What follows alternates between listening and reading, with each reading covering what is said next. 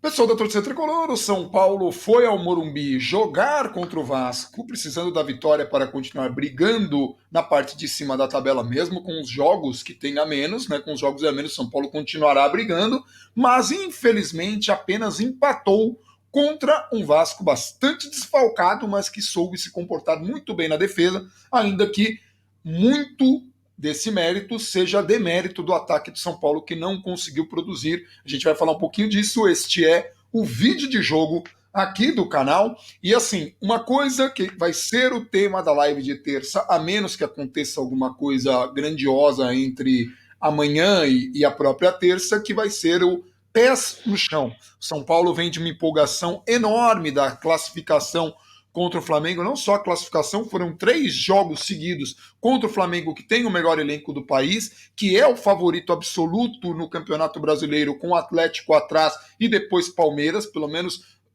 quando a gente fala favorito, a gente já está colocando que é uma probabilidade baseada no que a gente está vendo até então e analisando tudo que é possível analisar, né? Em circunstâncias, elenco, jogadores perdidos por Covid, contusão, desempenho, tudo isso, né? Então, o São Paulo não estava nesta briga pelo título. Se o São Paulo conquistar o título porque é futebol e é possível, seria uma coisa muito improvável, a gente vem falando isso aqui repetidamente, mas é óbvio que 3 vitórias sobre o Flamengo, 3 vitórias maiúsculas, em que o time jogou no limite e teve uma eficiência absurda, trouxe para muitos torcedores uma esperança diferente, né? E aquela coisa de agora vai, agora é possível.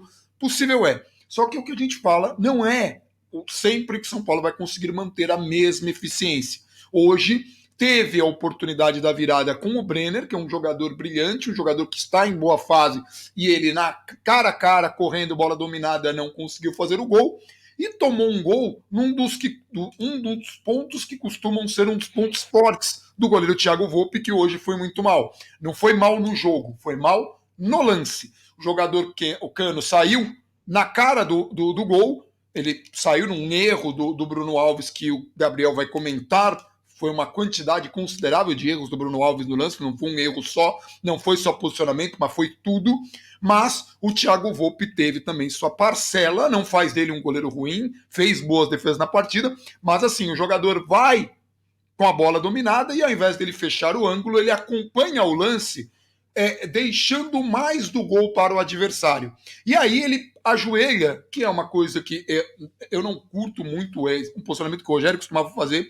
O Gabriel gosta muito dessa escola, a escola que ele segue. Eu já prefiro a escola do Valdir de Moraes, que neste lance poderia ter uma chance maior de sucesso, mas ele ajoelha para o lado errado, então não dá nem para avaliar. Ele ajoelha para o lado do canto que ele está protegendo, dando todo o gol para o jogador chutar, e de modo que quando o jogador chuta, ele está no contrapé. É impossível dele fazer a defesa pela posição em que ele ficou no momento do arremate. Então, assim, 2 lances que não costumam ter erros. Se vocês pegarem aí, as principais defesas do Thiago Volpe foram em saídas para interceptar atacante com a bola dominada. Hoje ele foi muito mal e o Brenner perdeu um gol. Não foi só isso o jogo, mas isso contou muito.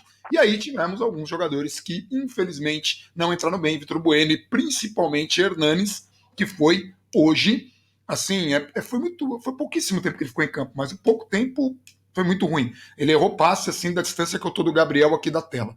E é terrível. Enfim. Gabriel, o que você achou do jogo? Em relação ao jogo desde o começo, teve uma alteração em relação ao que o São Paulo vinha jogando, que foi a entrada do Léo na vaga do Diego. A provável propósito, eu acredito que o Diniz vai explicar isso na coletiva, o Diniz esteve insatisfeito em alguns momentos do São Paulo em que o São Paulo não conseguia sair jogando, especialmente no primeiro tempo de quarta-feira. Muita bola longa, muitas vezes sem necessidade, sem tanta pressão.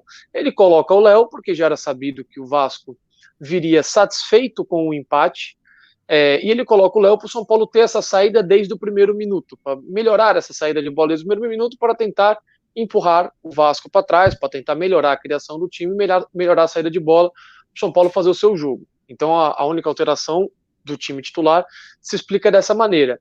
Até o gol do Vasco, o São Paulo já não jogava bem, mas era melhor que o Vasco.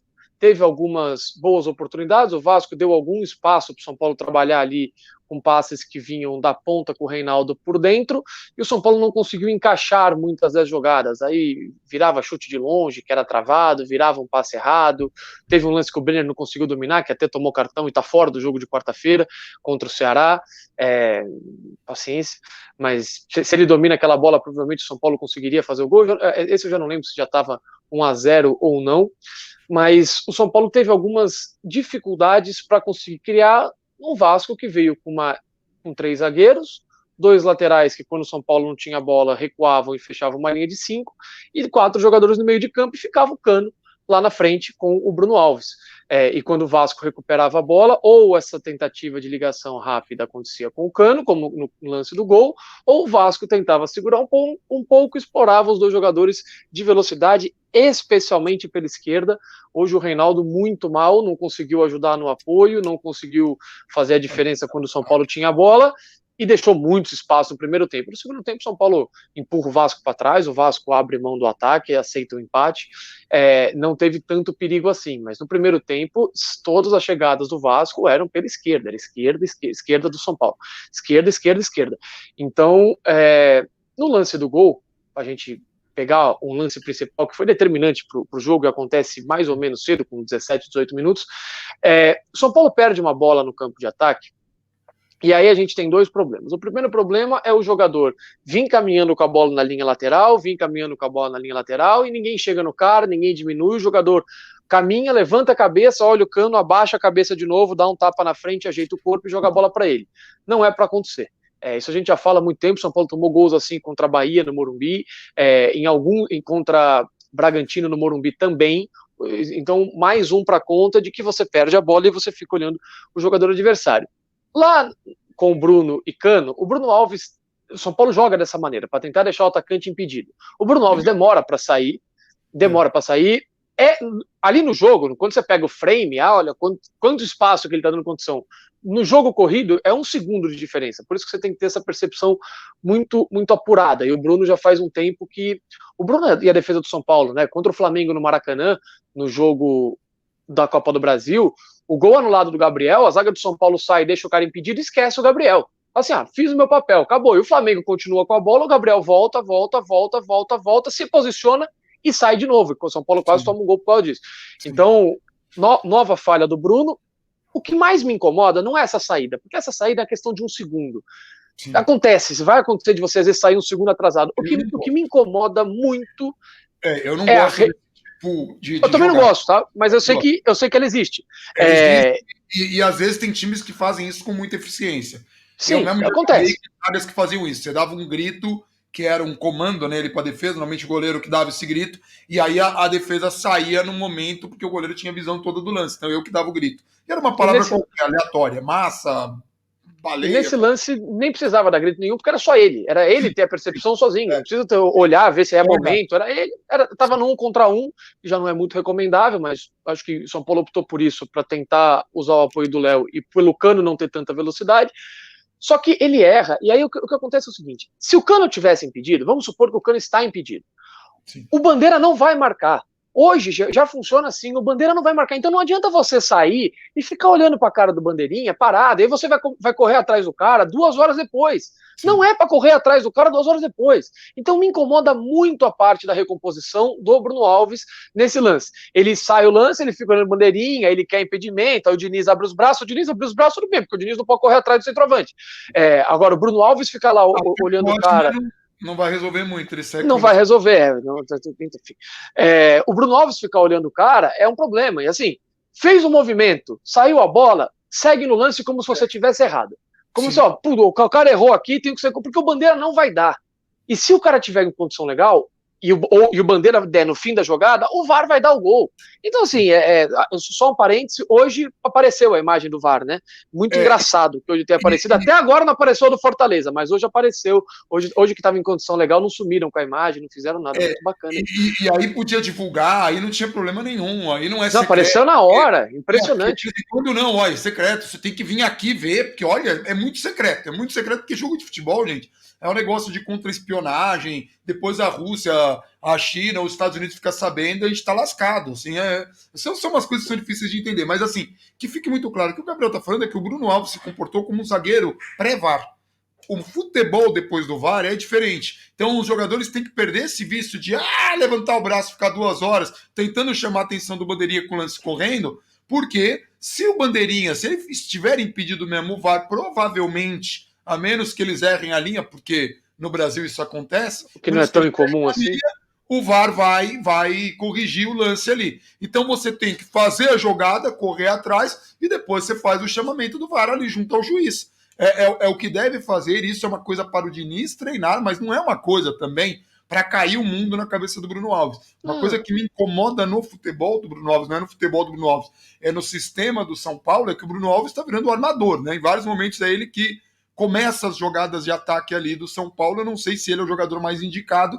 O Léo tentou fazer isso no segundo tempo. Me parece que o Léo tem um pouco mais de qualidade, porque como o Léo era um lateral esquerdo, tem essa coisa mais latente. São Paulo tomou muitas decisões erradas, às vezes em arremates de fora, como se tivesse a certeza que em algum momento conseguiria fazer o resultado. Teve alguns momentos assim, então o cara arriscou chutes de muito longe. Gabriel Sara bateu outra falta bem, goleiro dos caras, para variar, um goleiro jovem que atua e fez uma boa atuação, pegou a bola do Brenner, que não era para pegar, era uma bola bem complicada, teve um chute de desvio do Reinaldo, que eu tive a impressão, vendo pela TV, que a bola ia morrer lá dentro na hora do desvio, e não, ela não morreu lá dentro, para o meu azar, para o meu desespero, para a minha irritação, mas, de novo, é importante enfatizar, é um resultado ruim? Sim, São Paulo conquistou 1 ponto em 6 possíveis do Vasco. Antes de começar a gravação, o Gabriel lembrou, o Palmeiras conquistou, o Palmeiras que é um dos favoritos, dos que a gente coloca como favoritos ao lado de Flamengo. Aqui a gente tem uma ideia de favoritismo, Flamengo, depois Atlético, depois Palmeiras. Palmeiras um pouco por fora, mas o Palmeiras é um dos candidatos. O Palmeiras conquistou 1 ponto contra o Goiás. E antes que falem do Palmeiras com Covid agora, no primeiro turno era o Goiás. E a minha preocupação é quando vai ser a vez do São Paulo da Covid, porque pode acontecer. Pode acontecer. Então, a preocupação que eu tenho com o elenco de São Paulo, que é um elenco curto, é um elenco que pode sofrer com contusões, é um elenco que pode sofrer com Covid em momentos-chave, que pode colocar o trabalho todo abaixo, um trabalho que é ok, de novo, o Fernando Diniz começa a ter ali o elenco na mão de novo, começa a ter empolgação da galera. E o terceiro ponto é que este é inevitável, com os jogos em sequência, sem tempo para descansar, domingo, quarta, domingo, quarta, domingo, quarta, e a gente já falou como é que é a questão aqui dos treinos, o cara tem treino leve antes do jogo, aí tem o jogo, no dia seguinte é regenerativo, daí no outro dia é viagem, aí é treino leve e jogo, o jogador não consegue ter um desempenho muito bom numa sequência se ele não tem um descanso, e alguns jogadores vão sentir mais, Daniel Alves, o próprio Juan Fran, cai o desempenho. A gente viu no ano passado o Tietchan, quando ele fez 10 partidas seguidas, da estreia dele sob o comando do Cuca, ele fez 10 partidas seguidas e você foi vendo o desempenho dele caindo ali a partir do sexto, sétimo jogo, não era o mesmo jogador, não tem perna, isso é fisiológico. Por isso que muitos times fazem isso. Mas isso é pro ano todo? Não. Quando você tem uma pré-temporada que ninguém teve, tá? Aí vocês vão falar, mas isso só afeta o São Paulo? Não. O Flamengo não disparou como disparou no ano passado, o Palmeiras teve problemas, o Atlético Mineiro está com problemas, está todo mundo com problemas. O São Paulo é um também, e pode ter problemas ainda mais para frente. São Paulo se aproveitou bem até o momento, está conquistando assim resultados importantes, tanto no Brasileiro quanto na Copa do Brasil. Tem alguns vexames, infelizmente, nesse ano, Mirassol, Binacional, que estão pesando muito na análise, então o São Paulo está muito no extremo. O Diniz, ora é lixo, ora é gênio. E não é nenhuma coisa nem outra, é um técnico ali mediano, às vezes tem alguns lampejos, tem momentos que ele tem um crescimento, coisas que ele faz que dão certo. Hoje ele abriu mão de tudo para ir para cima do Vasco, tá certo, tinha que ir mesmo, chegou a colocar o Pablo, o Brenner e o Luciano. O Luciano, de novo, muito participativo, é um jogador que tem vontade, Luciano, né? Aliás, o gol dele é um jogador que se entrega, que está ali para marcar, que errou algumas bolas hoje, mas assim, o jogador que se entrega, que está em todas, né? Enfim, tem mais alguma coisa que eu não sei se eu... Então, tem mais algumas coisas. A questão do São Paulo é o seguinte: é um time que joga sempre no limite para conseguir os seus resultados. São Paulo não é brilhante tecnicamente. Pega o elenco do São Paulo, compara com o do Atlético, do Palmeiras, com o do Flamengo, eventualmente até com o do Internacional, que tem mais opções, né? Hoje o São Paulo não tem, não vai ser um time que, não, um jogador vai botar a bola debaixo do braço, vai resolver 2, 3, 4, 5 jogos porque é um craque, ou o São Paulo está sendo atacado, como pode dar a bola para o adversário e vai fazer o gol no contra-ataque, numa escapada, porque tem um jogador que é um velocista, que vai botar a bola na frente. Eu ia falar São isso Paulo não agora. Não tem. tem um velocista. Não tem Não, um jogador. não tem. Os velocistas que tem são jogadores que só oferecem a velocidade de fato e que muitas vezes vão chegar no fim da jogada e não vão conseguir entregar o restante do lance ou o começo do lance, né? Basicamente a velocidade pela velocidade. Então o São Paulo não tem essas opções. Então é um time que joga absolutamente no limite. Quando esse time não está no limite, ainda mais quando enfrenta o adversário fazendo um jogo muito correto como o Vasco, apesar dos vários desfalques do Vasco, vai se complicar muito. E hoje o São Paulo, no primeiro tempo, especialmente, fez um jogo muito aquém. Muito aquém. Em termos de concentração mesmo. O São Paulo tá tocando a bola, aí o Vasco fazia uma pressão simples, não era algo ultra. O São Paulo se assustava, aí tocava a bola ia para lateral. Nossa, meu Deus, tomamos uma pressão aqui. Aí tinha um passe de 1,5 m, errava o passe de 1,5 m. Isso aconteceu muito, muito. Assim, um nível de desconcentração do São Paulo muito alto. E o gol é num lapso de time ligado do Gabriel Sara. O São Paulo erra a jogada, o Igor Gomes tem uma bola dividida, a bola vai para a linha de fundo. Se o Gabriel Sara mantivesse o nível que o São Paulo teve no primeiro tempo, o zagueiro do Vasco ia ficar lá esperando a bola chegar, o zagueiro do Vasco foi mal no lance, só que se ninguém pressiona ele toma a distância dele, espera a bola vir, dá um chutão para frente, acaba o problema, o São Paulo tem que começar tudo de novo num jogo que tá difícil. O Sara pressiona, dificulta a saída, a bola estoura nele e sobra pro Luciano, que é muito feliz na finalização. E o São Paulo não conseguiu fazer essa pressão, o São Paulo não conseguiu imprimir um ritmo mais rápido, e é um time que precisa disso. É um time que, para ganhar o jogo, precisa estar no seu topo de concentração, de parte técnica, de movimentação, de tudo. E hoje, infelizmente, não teve. Se tem dois jogadores, um jogador abaixo, já pesa pra caramba pra todo mundo, né? E hoje o São Paulo não teve nenhum que tivesse assim se destacando, que tivesse assim o resumo do jogo, o resumo do jogo é o gol perdido pelo Brenner. É o resumo do jogo. É um lance que não costuma acontecer, que, pô, o Brenner tem a chance dessa, quantas ele não vai botar para dentro? E quantas ele vai perder o gol? Porque além do goleiro do Vasco ter ido bem, tem a câmera de trás que mostra, o Brenner finaliza mal. A bola iria no meio do gol, ele não tira do goleiro para a bola estourar no pé do goleiro. Então, assim, quantas vezes o Brenner vai perder esse gol? Poucas vezes.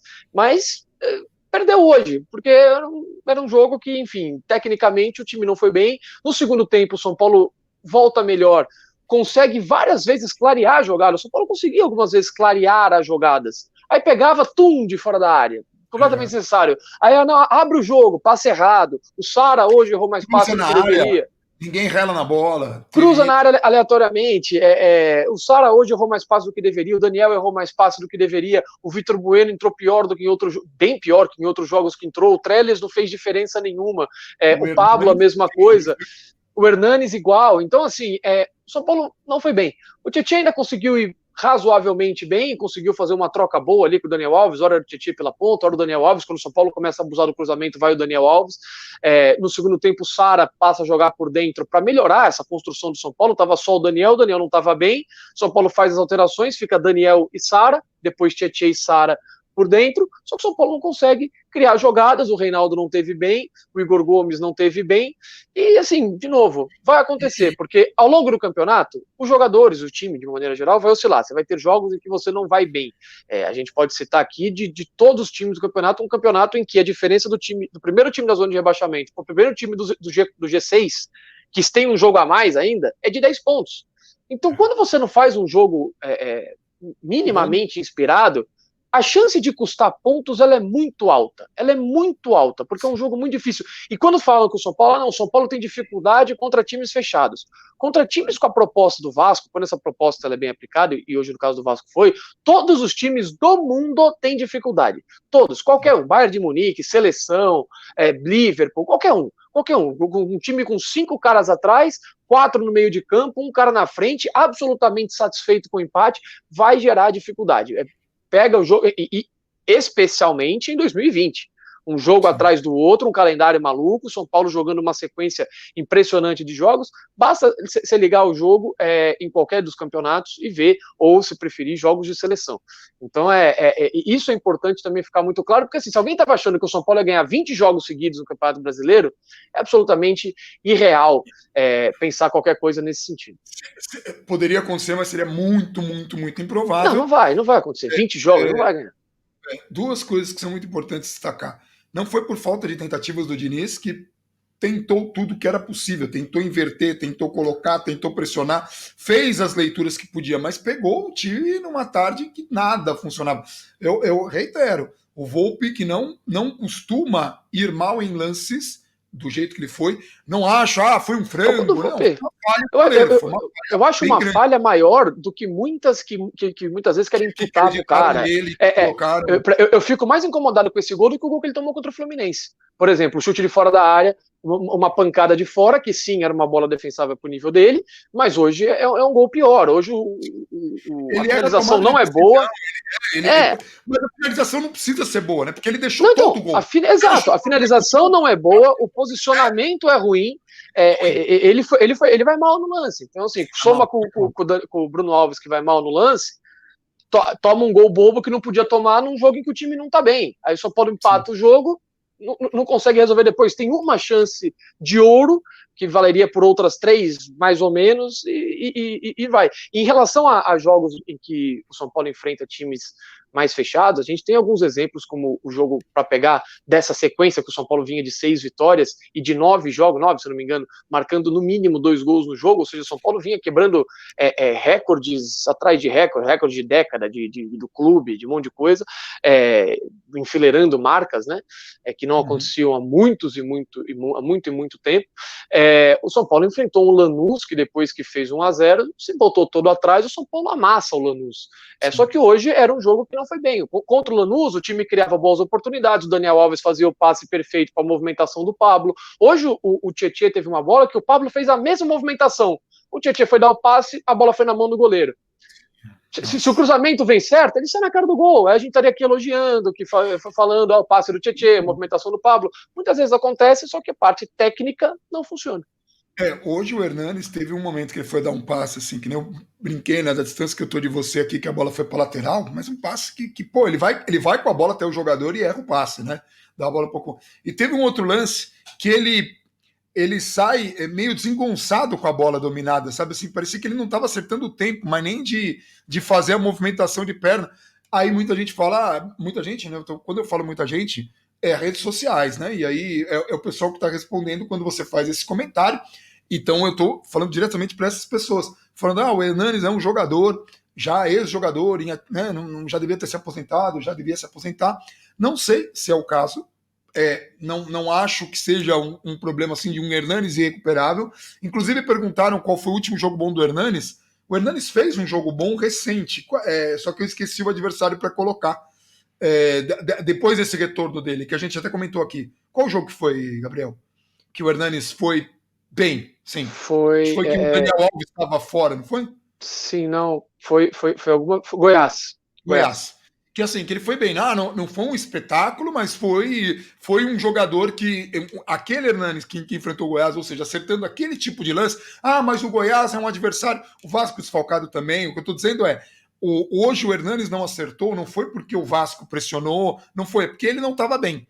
Eu acho cedo para condenar, apesar que ele não está jogando há muito tempo. Eu acredito que o jogador possa sim vir a jogar, mas na pandemia, com esses três, eu não sei. Eu realmente não sei. Não sei se o Hernanes volta para essa temporada, e sim é um salário bem alto. Vamos lembrar que o próprio Hernanes pensou em se desligar do São Paulo em função do custo e do que ele estava entregando, mas a própria diretoria de São Paulo entende que o cara é um líder que ajuda muito o grupo, a coesão do grupo, e que pode voltar a jogar, assim como alguns jogadores que antes tinham sido condenados. Mas assim, está muito mal, entrou muito mal, não só ele, o time inteiro estava mal. Então, talvez num time que estivesse funcionando, o Hernanes pudesse ter feito uma diferença positiva. Você pega um time que ninguém está acertando, nem tomada de decisão, passe, arremate. Hoje o São Paulo errou demais. Errou não só o lance, mas principalmente tomada de decisão, desde o goleiro até o atacante Brenner, que vem numa fase brilhante. Acontece, vai acontecer em outros jogos, não pode acontecer nos mata-matas, que o São Paulo tem. Contra o Grêmio, não pode acontecer, o São Paulo vai ter que voltar à eficiência que teve contra o Flamengo, vai ter que estar todo mundo 100% ligado o tempo todo, e se passar pelo Grêmio, e se for o Palmeiras, que é o mais provável, é a mesma coisa. Por isso que, ainda assim, com adversários mais qualificados, com todas as dificuldades que o São Paulo teve de um lado, e o possível adversário, se chega numa final, pegou adversários historicamente bem mais tranquilos, né? O Palmeiras pegou Cuiabá, Ceará e América Mineiro. Não, Cuiabá foi o Grêmio, o América Mineiro agora, antes tinha pegado o Bragantino e agora pegou o Ceará. Então, Bragantino,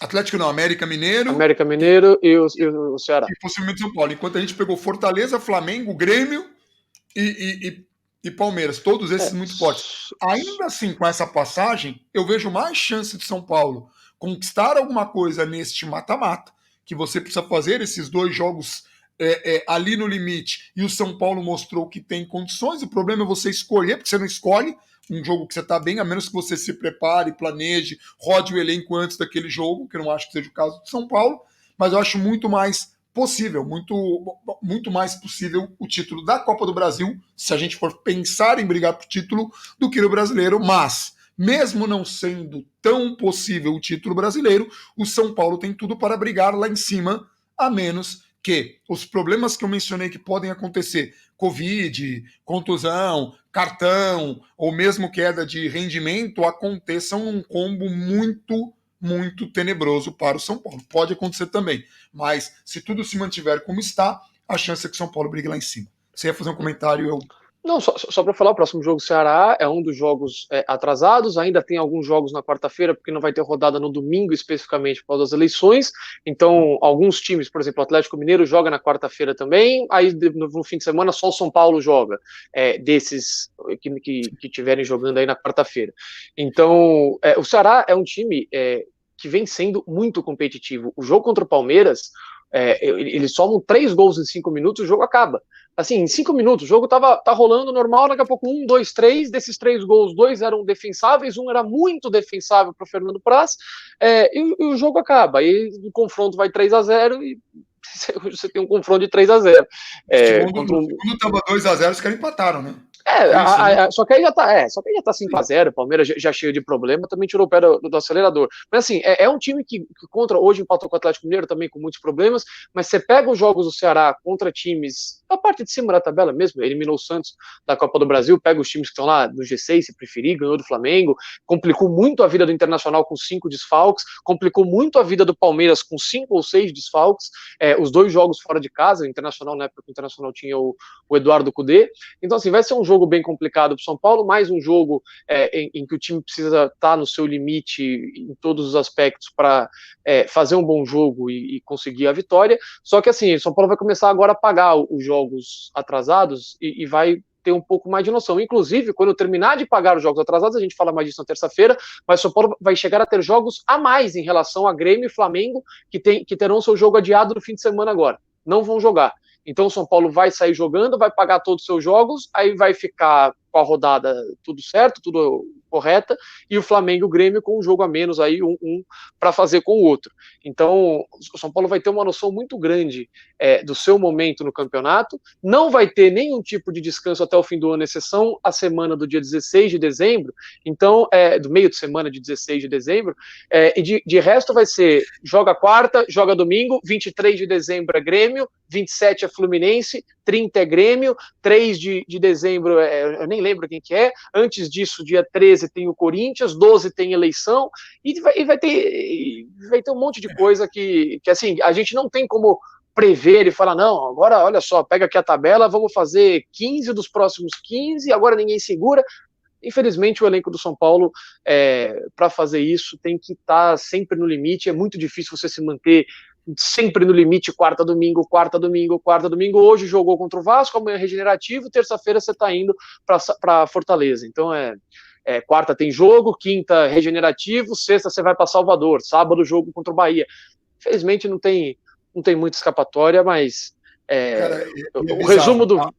A única semana que São Paulo vai ter livre nesse pós-pandemia, e não foi planejado, é a semana, espero que nada mude, que eu caso no fim de semana antes. Então eu vou ter uma semana até o próximo jogo.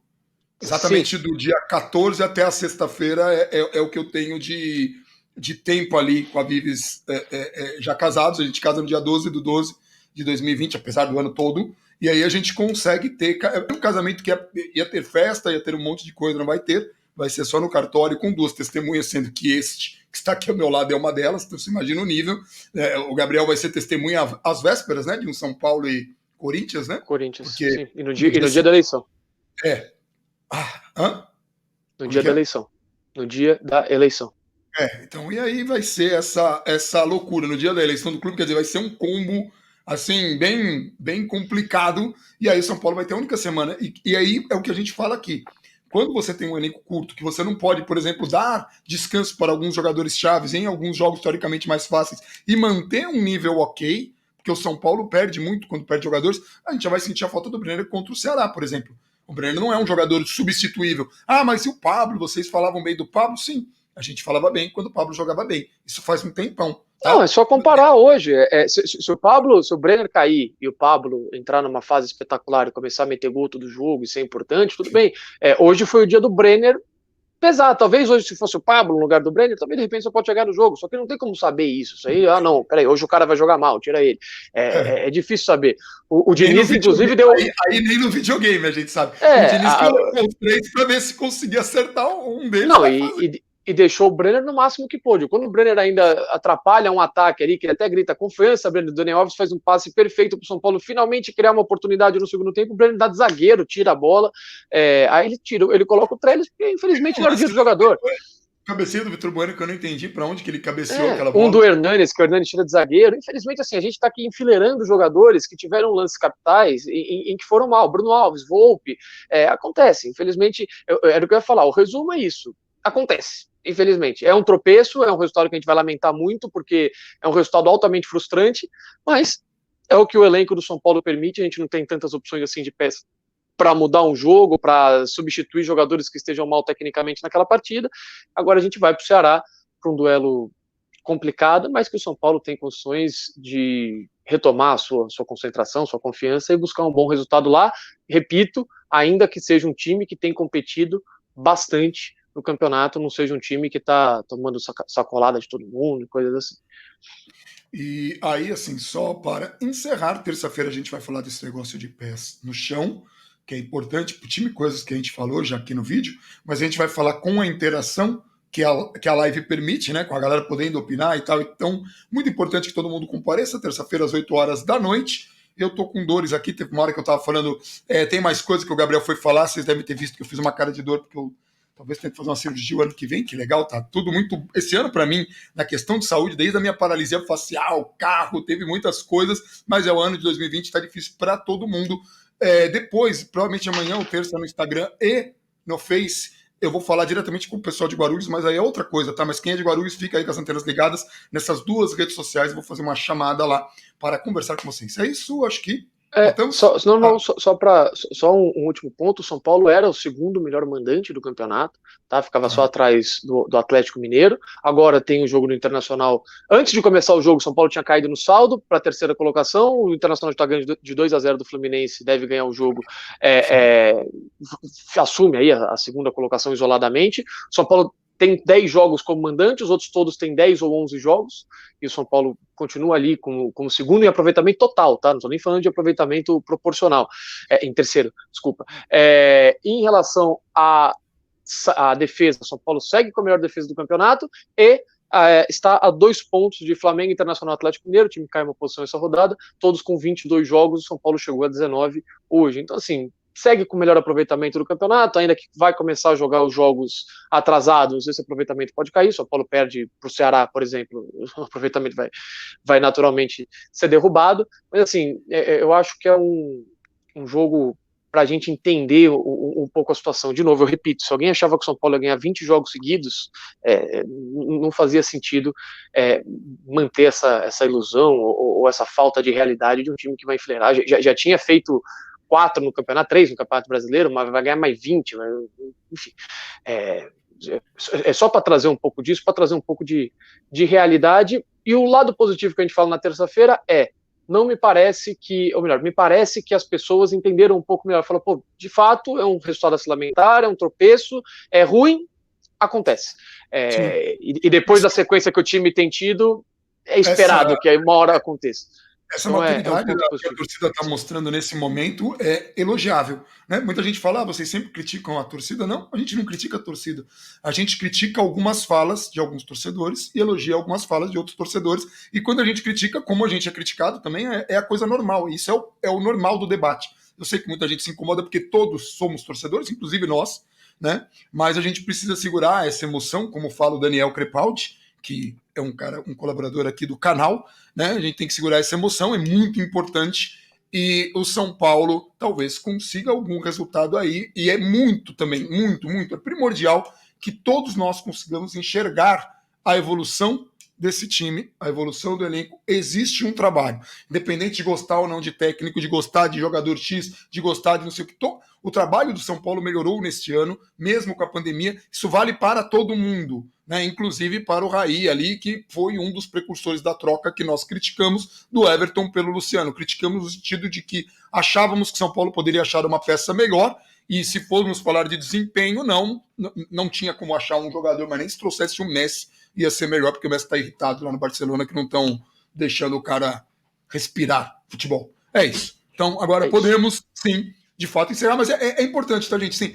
Então o Raí ficou bom, de repente? Não é isso. Mas olha, tem um acerto aqui, é interessante, olha, foi interessante. O Diniz acertou aqui. E o Volpe errou aqui. Né? O Bruno Alves errou aqui. Então o Bruno Alves é perneta, o Volpe é frangueiro? Não.